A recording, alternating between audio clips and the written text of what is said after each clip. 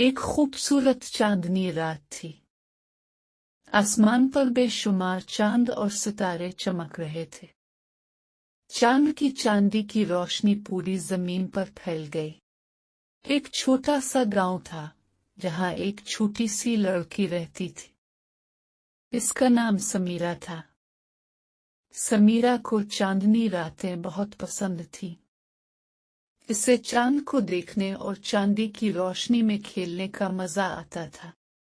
आज भी समीरा अपने कमरे की खिड़की में खड़ी थी। वो चांद को देख रही थी और उसकी खूबसूरती से लुत्फ अंदोज हो रही थी। अचानक इसकी नजर छोटे छोटे चमकते फूलों पर पड़ी।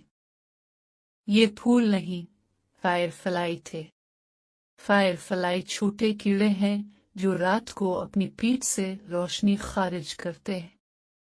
वो बहुत खूबसूरत नजर आते हैं और उनकी रोशनी में रात दिन की तरह रोशन हो जाती है। समीरा जुगनू को देखकर बहुत खुश हुई। वो उनके पीछे भागने लगी।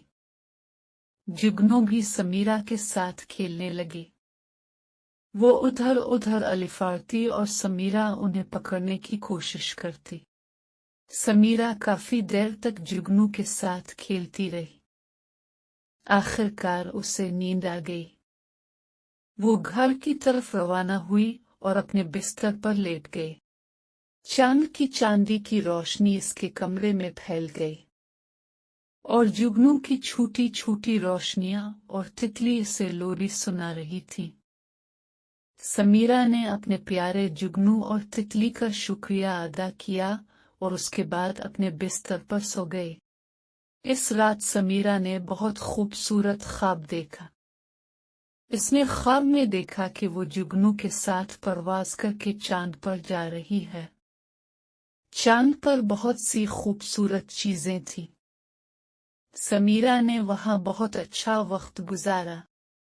सुबह समीरा उठी तो उसे अपना ख्वाब याद आया।